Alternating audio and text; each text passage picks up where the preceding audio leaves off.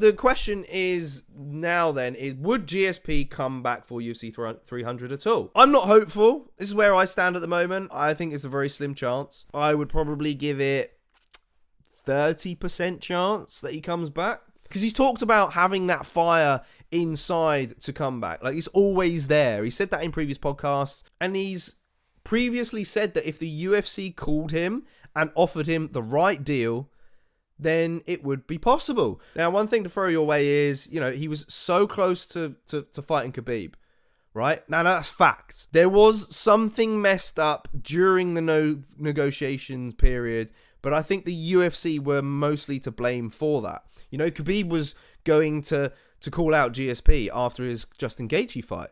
That apparently was going to happen. GSP came out and said that himself. Could it still happen is also another question, right? Maybe it's not something that no one's considered.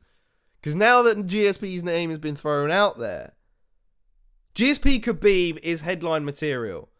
That's mega pay-per-view right there. The comeback of two historic legends like that, that's got 300 written all over it. If it doesn't happen at 300, it's 100% not going to happen, ever.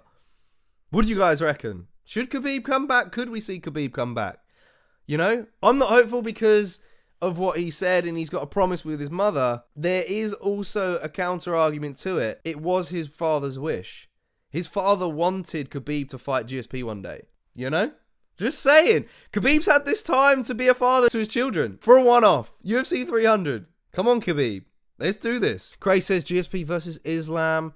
He can lean down, has the similar Khabib links and storyline. True.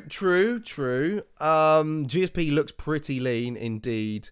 And we did wonder many a year ago whether or not GSP could make 155. I just don't think...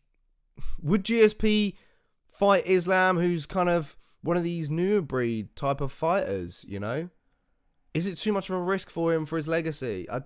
I don't know. I can see it, though.